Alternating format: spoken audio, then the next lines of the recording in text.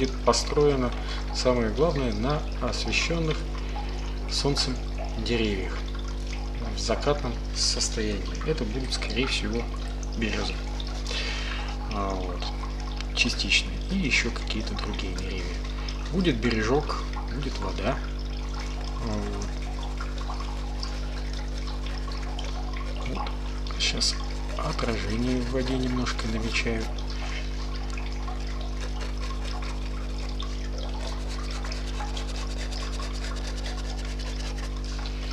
Вода, она всегда очень хорошо работает, когда есть пример каких-то моментов, которые отражаются в водной глади, они на глаз хорошо действуют зрителю. Вот.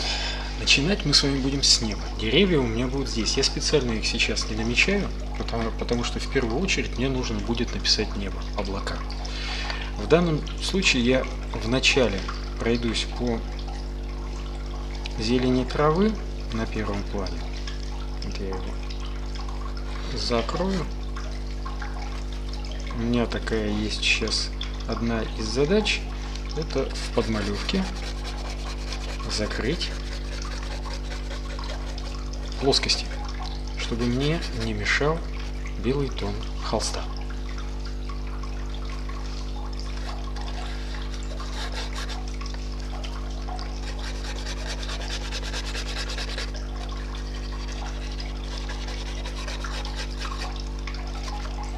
Также хотел бы отметить, что в данной трансляции мне помогает Егор Ложкин. Это также сотрудник Национального музея имени Кузибая-Герда. Он у нас замечательно монтирует видеоролики, поэтому мы для вас будем записывать и новые уроки. Подписывайтесь на наш канал, следите за новыми публикациями, а мы постараемся вместе с Егором вас порадовать интересными темами. В комментариях вы можете написать темы живописи и графики, какие вам интересно было бы затронуть, скажем, в исторических наших зарисовках. Будем рады обратной связи с вами. Итак, сейчас я прописываю бережок. Тут же могу, в общем-то, задать немножко еще отражение в воде. Небо. Сейчас будет интересный такой кусочек. Я напишу отражение в воде того дерева, которое еще не написал. Поэтому по отражению уже можно будет приблизительно догадаться, что же будет у нас дальше.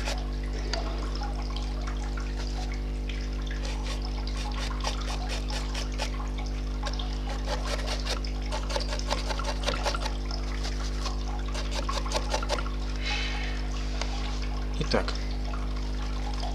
деревья дальнего плана.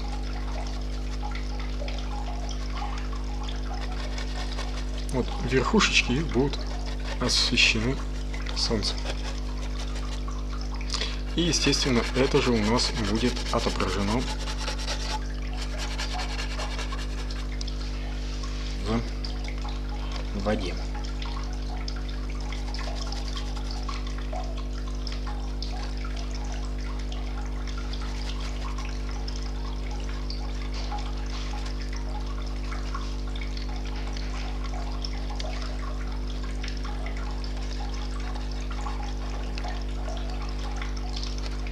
Бережок.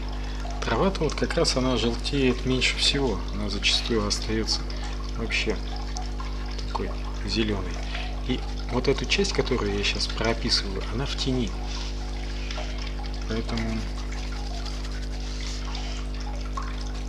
вот эта часть леса, она как раз теневая. И вот по жидкому подмалевку я уже сейчас с сиреневатыми холодными оттенками прохожусь по листве деревьев второго и третьего плана. Она немножко с ним смешивается с холодным подмалевком. И мне, естественно, легче в связи с этим подбирать тон. Именно поэтому я вначале взял холодные тона. Отражение всегда немножечко пишем мы темнее. Поэтому вот то отражение деревьев, которое я сейчас даю в воде, вы видите, что оно у меня на несколько тональностей более темное. Вот. Теперь здесь будут рыженькие березки. Рыженькие березки. Тоже часть их в тени, а часть на свету.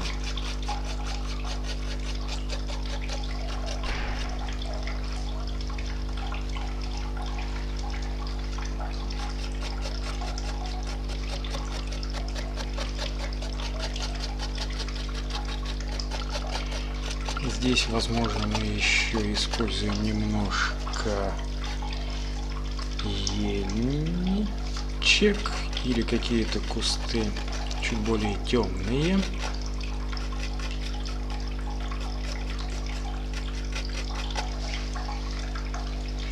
В уголочке. Поэтому сейчас я здесь их немного обозначу. Может быть, даже там будет что-то красноватое, как кустарники шиповника.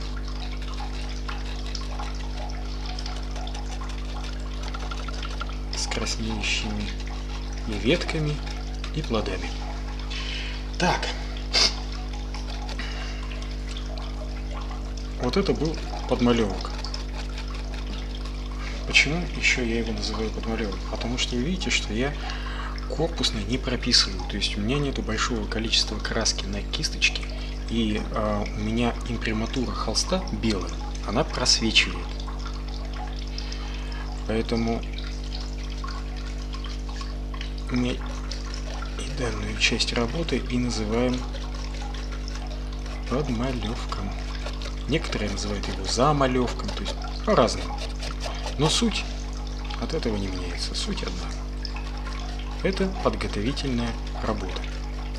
Очень часто получается так, что подмалевок достаточно удачный. И если художник видит, что он как бы своим требованиям всем отвечает, и даже то есть, попадание в тон там получается нужно, то после того, как прописываются основные куски и где остается подмалевок в состоянии уже близки к тому, что нужно, мы эту часть подмалевка оставляем. Итак, теперь небо, чтобы поверх него можно было спокойно написать деревья.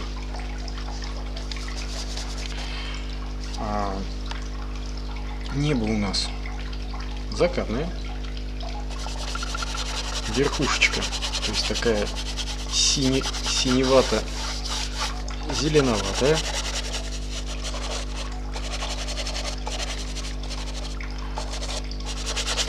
А вот облачка, они у нас будут розовые.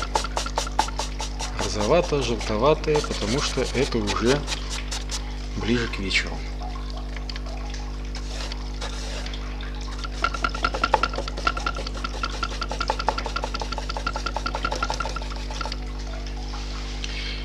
Вот к такому небу я уже вижу, что надо несколько уплотнить воду. Я эту воду уплотню, но у нас будут розовые облака, и они будут тоже отражаться в воде. И когда я их пропишу, мне часть отражения этих облаков нужно будет показать обязательно в воде.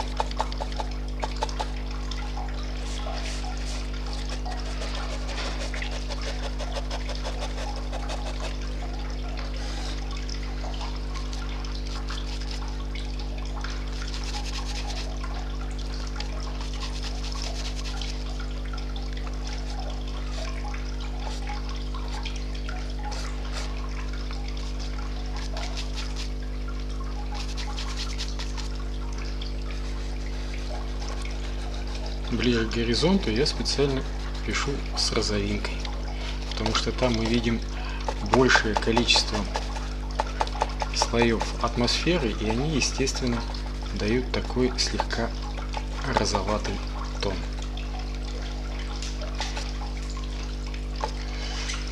Слегка розоватый тон.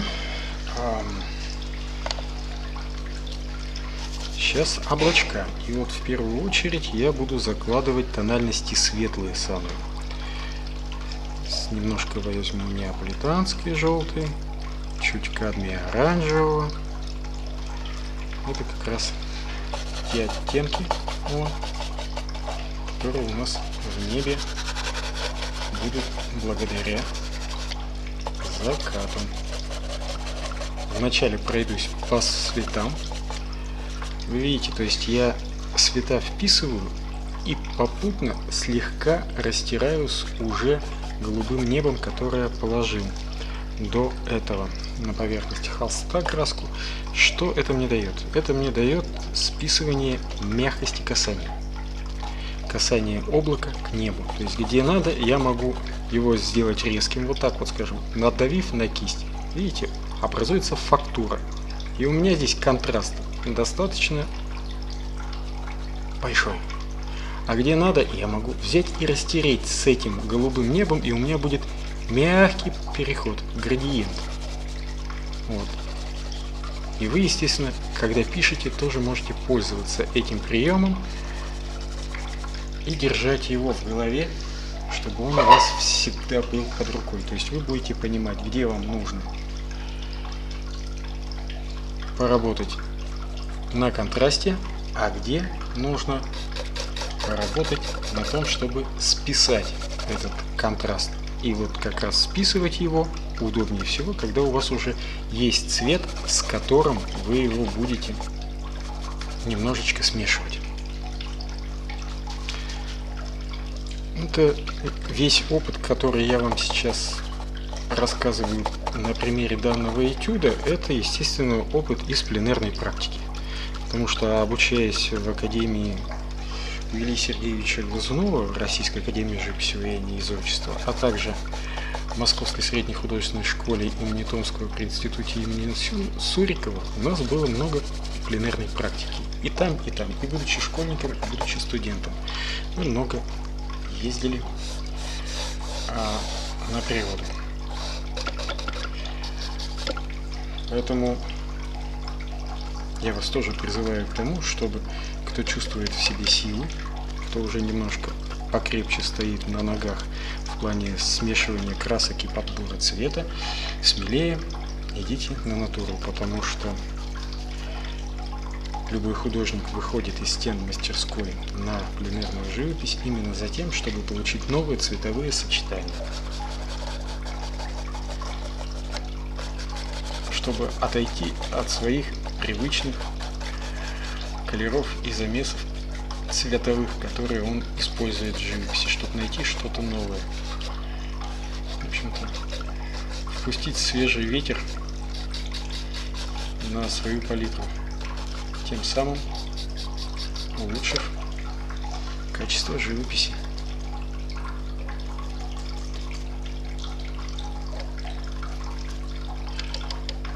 Только в работе с натурой идет наиболее активный творческий рост художника. Да, писать сложнее, но потом, когда вы...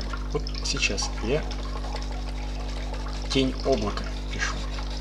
И вот вы видите, то есть я могу его списывать и с голубым небом, и с облаками светлыми, которые я положил, и растягивать очень аккуратно этот тон для того, чтобы получился переход и мягкое касание.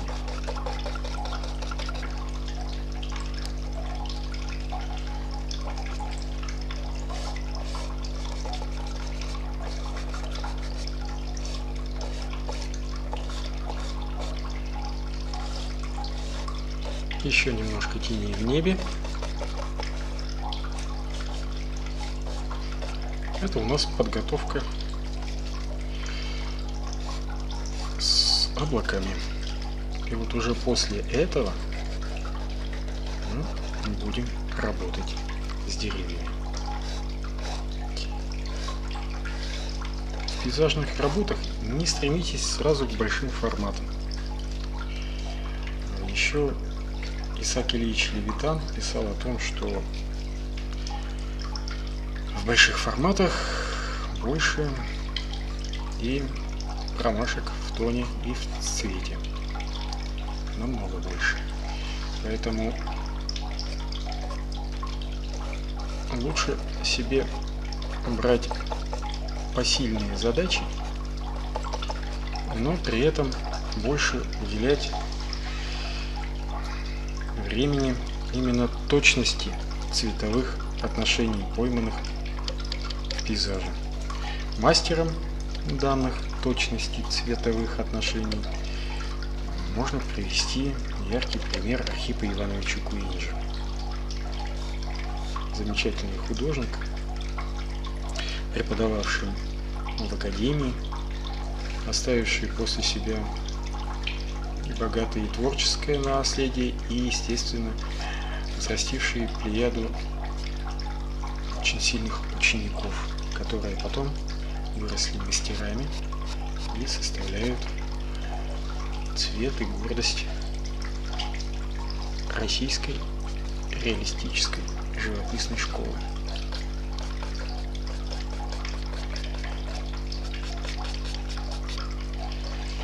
Ну вот, это у нас то, что сейчас касается неба. Облачка сделали, сейчас нужно эти облачка хотя бы немножко, но дублировать в воде. И вот этим как раз я сейчас занимаюсь. Я немножечко среди водной глади пишу отражение облаков в воде.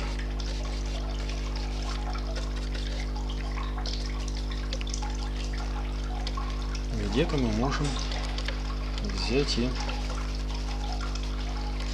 сделать рябь на водичке. И вот почему рябь где-то будет темной? Потому что она будет отражать ту часть неба, которая за нашей спиной. И там она будет несколько темнее. А освещение у нас боковое.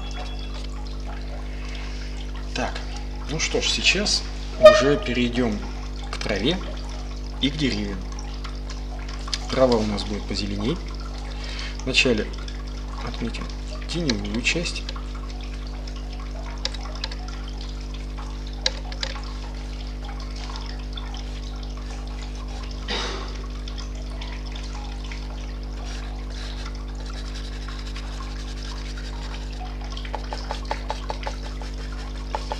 И после этого сделаем акцент на цветах.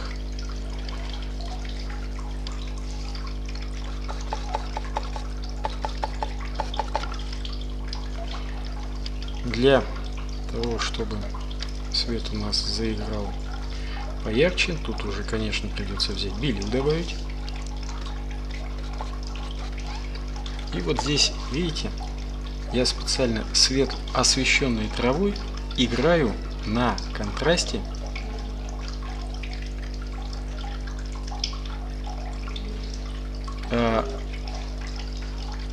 деревьев, которые отражаются в воде, они темнее. Вот для этого-то, в общем-то, я их туда и запустил.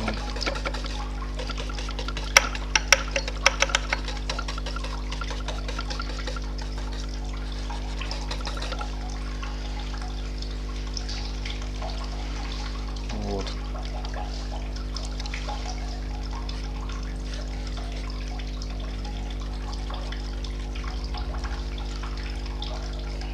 Есть сейчас еще немножко мазочков отражений темных добавлю. Слегка еще пройдусь по верхушечкам деревьев второго плана.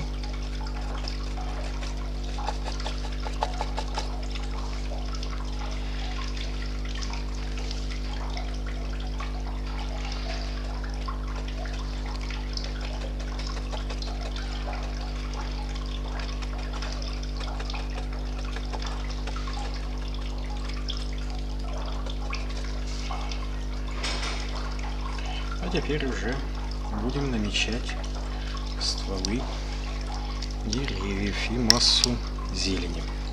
Точнее говоря, листвы, которая у нас будет все-таки уже не зеленью больше, а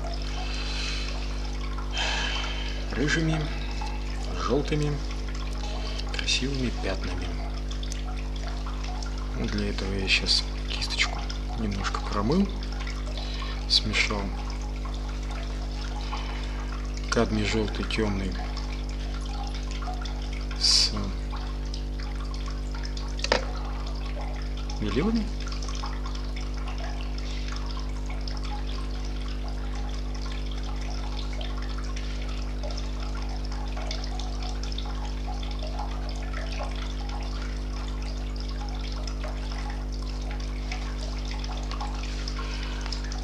Вот.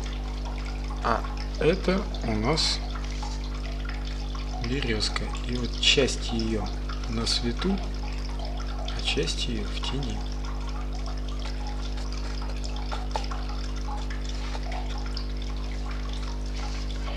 Здесь, как вы видите, я уже пишу густо. То есть мне нужно перекрывать.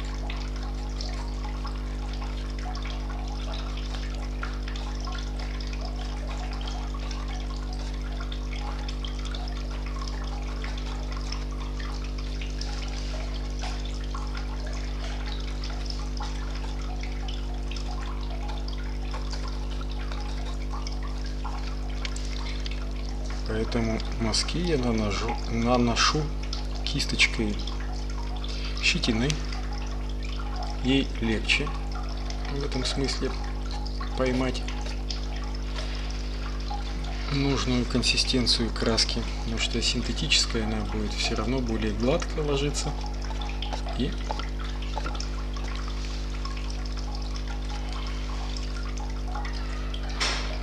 объем краски мне будет труднее хватать именно ей.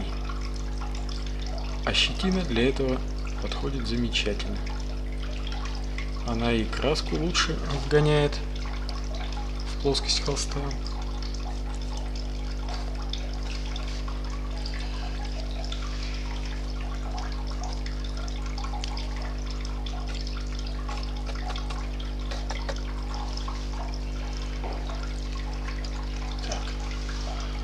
Ну вот, сейчас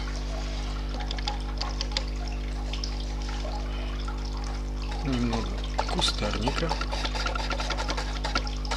который у нас как раз отражается в воде. Чуть красноватых оттенков, которые мы тоже здесь пустим в отражение.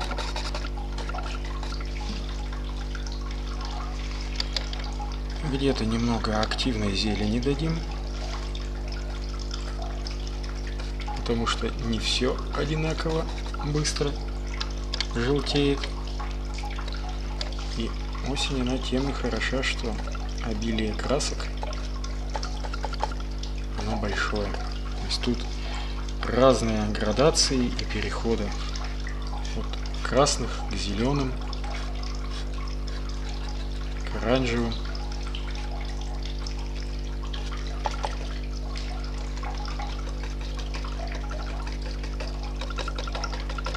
В этом смысле очень на оттенки богато. Так, стволы. Вначале с темненьким, а уже потом с светленьким сделаю.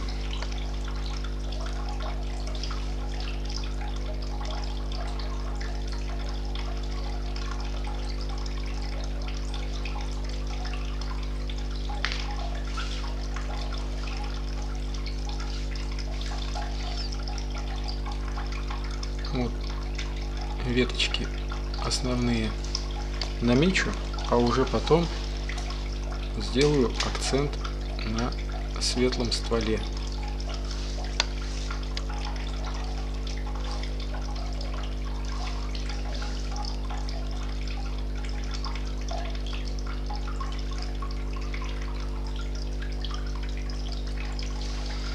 Кустарник также несколько обязательно возьмем. Теперь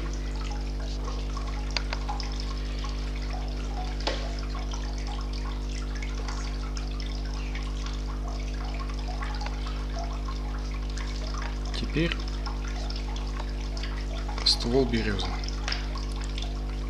Ствол березы у нас будет, пожалуй, самым светлым.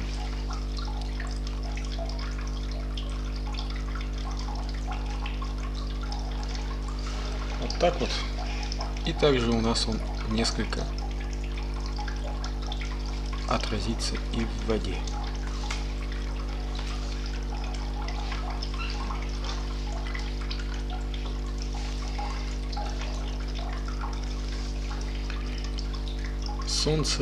Солнечные лучи попадают на ствол березки, и они белым светятся даже сильнее, чем облака. Потому что облака — это пар, но он рассеянный. А стволы берез, они у нас, во-первых, ближе к нам, и они по насыщенности ярче.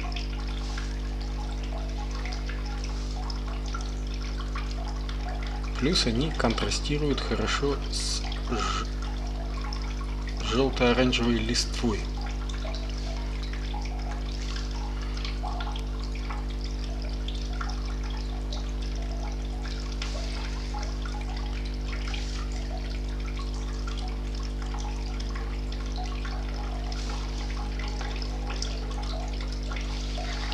Вот теперь будем искать цвет листвы осенней.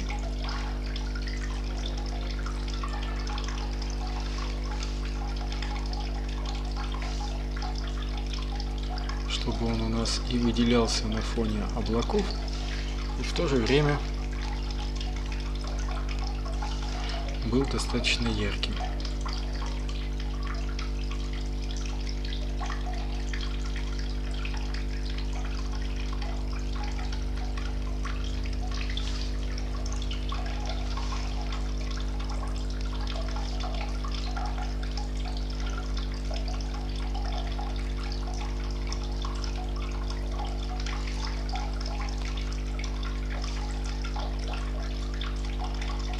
На одном дереве, на другом.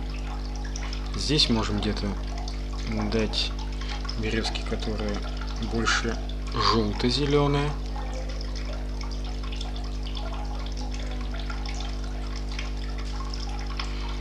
С зеленцой слегка.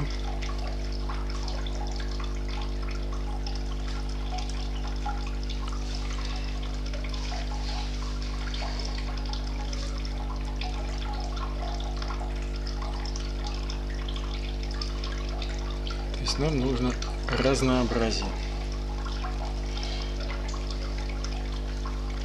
Разнообразие в тональностях.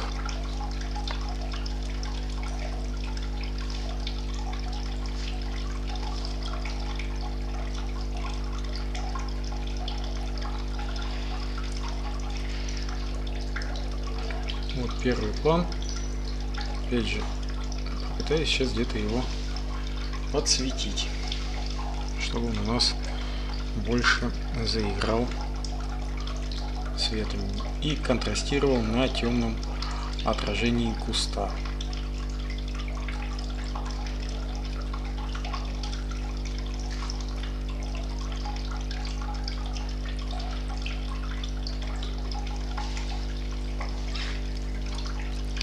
Около дерева можно сделать такой же акцент.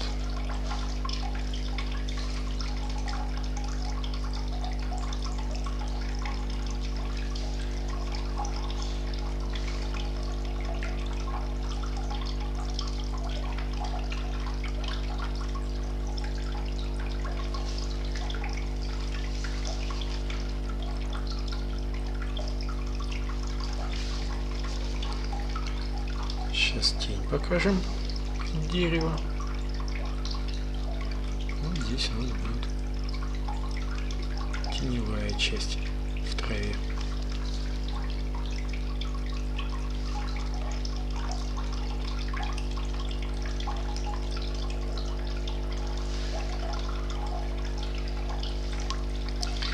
мы сейчас как раз стараемся смоделировать, где какой будет угол лучей на стволе дерева,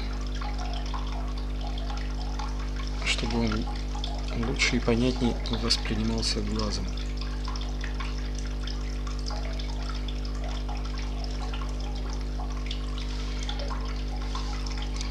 Отражение немножко темненького тоже дадим в водичке.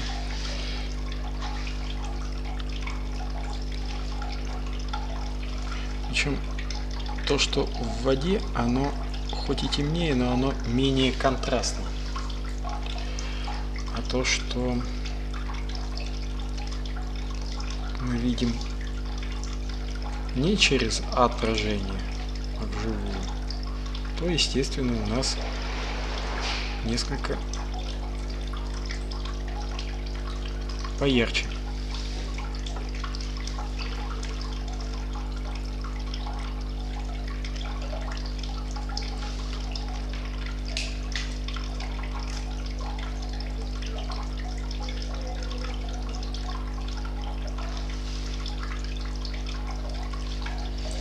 Сейчас поработаем над кустарником.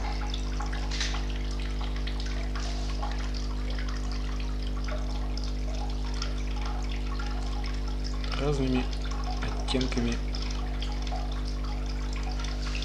красного, переходящего в зеленые, в серые оттенки.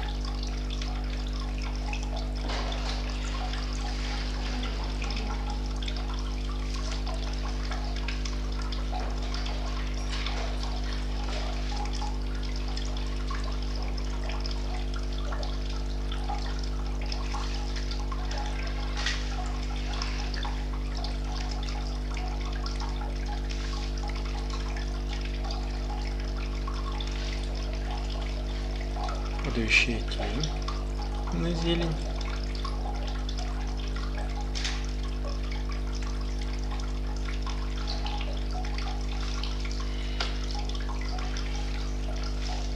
Несколько прорывов цветовых желтого и оранжевого сквозь листву кустарника, чтобы ажурности придать силуэту.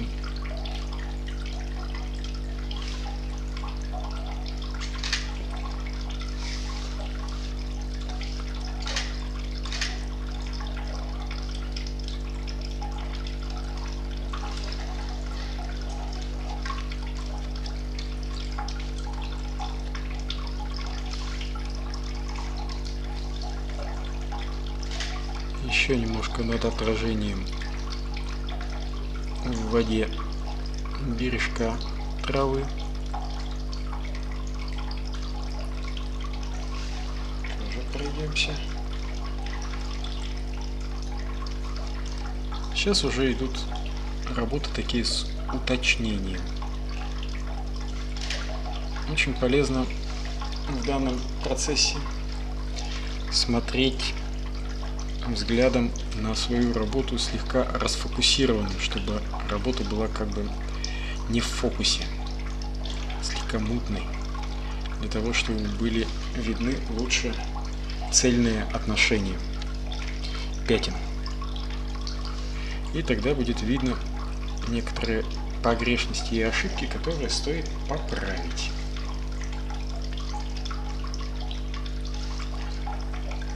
Ствол дерева сейчас еще обозначу отражений. Вот.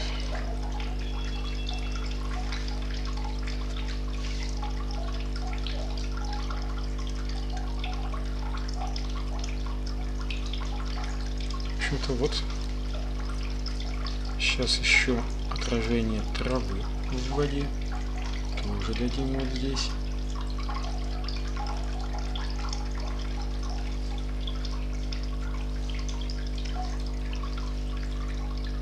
Видите, я его делаю чуть темнее, чем трава сама, пусть и освещенная. для того, чтобы была видна разница.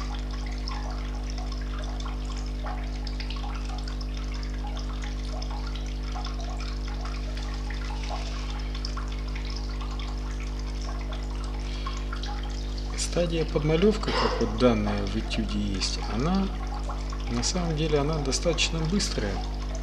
Другое дело, что когда художник пишет картину, он после стадии подмалевка работа переходит, скажем, на 70% готовности. Но вот остальные 30%, которые остались, они делаются гораздо дольше. И складывается ощущение, что художник медленно работает в конце. На самом деле это умение завершать работу, это вот целое искусство, это уже признак профессионализма. Я думаю, что даже тем, кто не очень в живописи как бы в познаниях силен, замечали такое, что у некоторых художников вот все работы, они дальше этюдной стадии не идут. Они такие лихие, шустрые, но проработки там не хватает, и одна работа похожа на другую. Вот это как раз и есть то, что не хватает пленерной практики, работы с натурой, не хватает опыта, а он-то как раз в пленере и берется.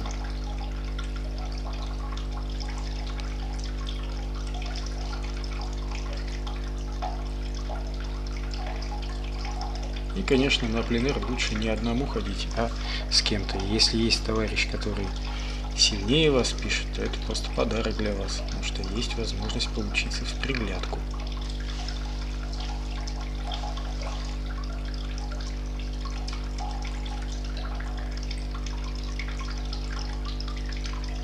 Как это происходило во время обучения и в школе, и в институте.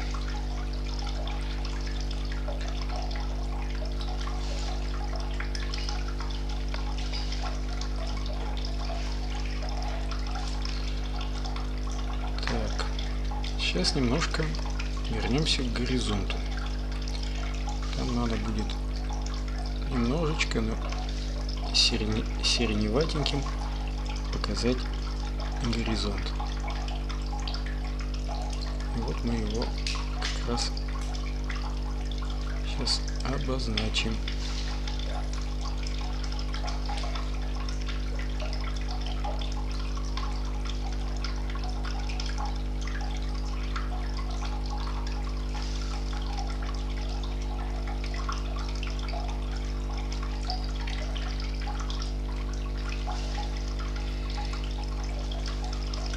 Чуть-чуть темновато дал, сейчас слегка растяну с белилами.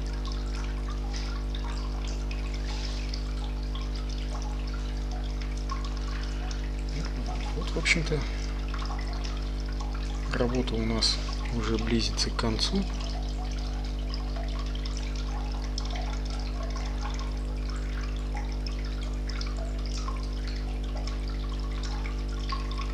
Мы будем очень рады вашим комментариям. Может быть, пожеланиям. Может быть, кто-то из вас нам подскажет ту тему, которая волнует его очень, и он хотел бы увидеть в наших следующих выпусках, а мы постараемся для вас подготовить данный урок.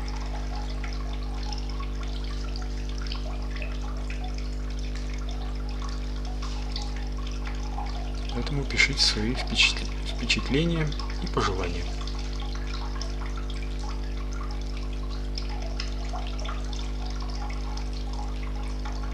Также хочу сказать, что на экспозиции природы Удмуртии в нашем музее уже получается 5-й год. Скоро будет.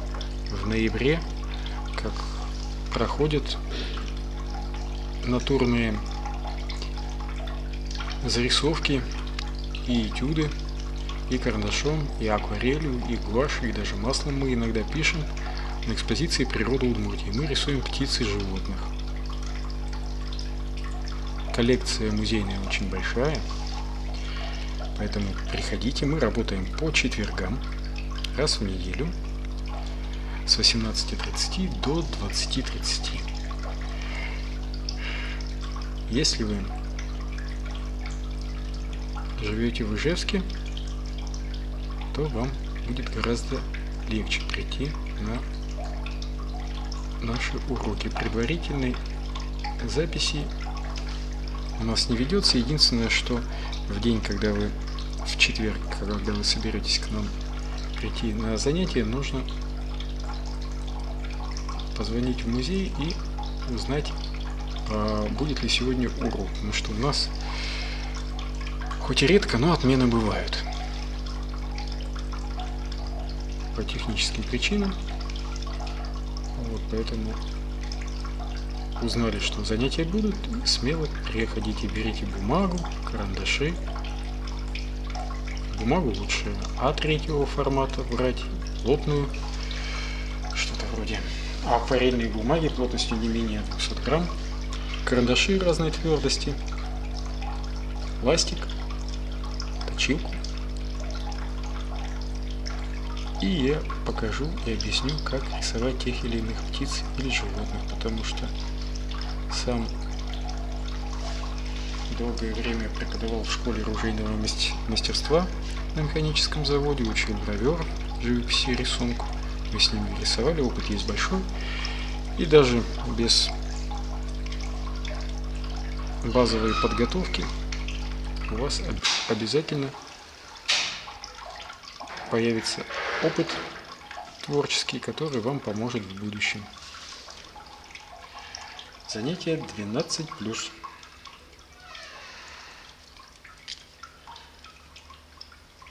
Так, ну вот видите, я немножко сейчас наметил здесь, резки дал на воде, светленьких акцентов таких добавил.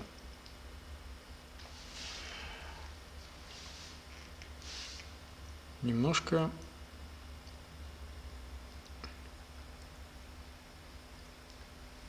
травиночки прописал. То есть я сейчас ищу разницу в цвете и в тоне, чтобы, скажем, зелень не попадала, листва, скажем, чтобы не попадала по тону в траву. Деревья, чтобы они были разные по тону, несмотря на то, что, то есть, приблизительно они в оранжевых оттенках находятся.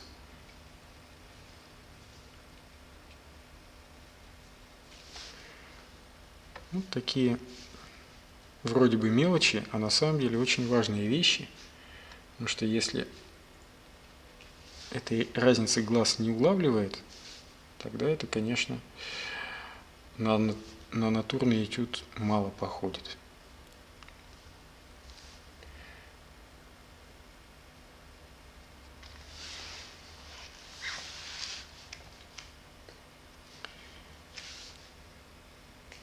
Вот, в общем-то, у нас работа подходит к концу. Сейчас какие-то еще небольшие акцентики в зелени у кусточка.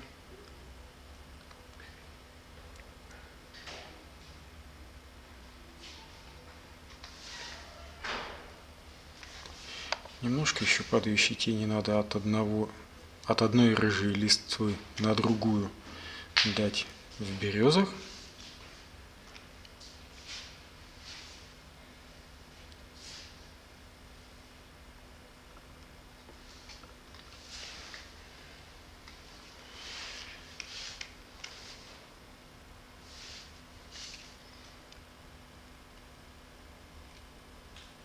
В общем-то, этюд у нас будет завершен.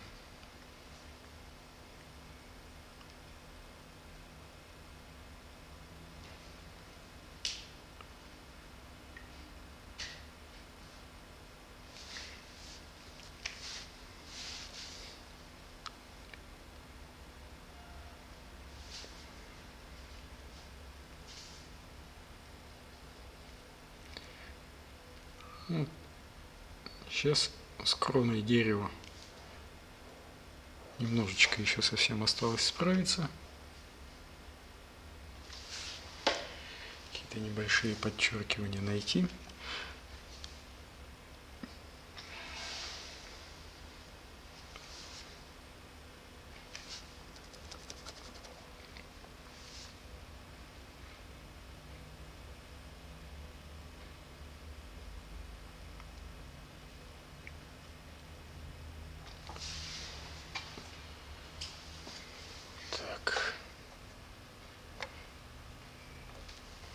Отраженница чуть еще потемнее.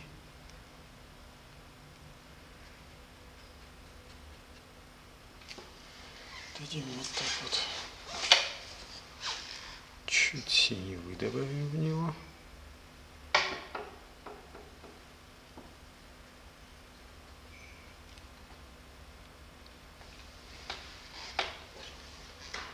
Вот. На этом урок мы сегодняшний с вами закончим. С вами был Никонов Денис и оператор Егор Ложкин. Тема нашего сегодняшнего урока была «Осенний пейзаж». До новых встреч. Будем очень рады с вами встретиться снова. До свидания.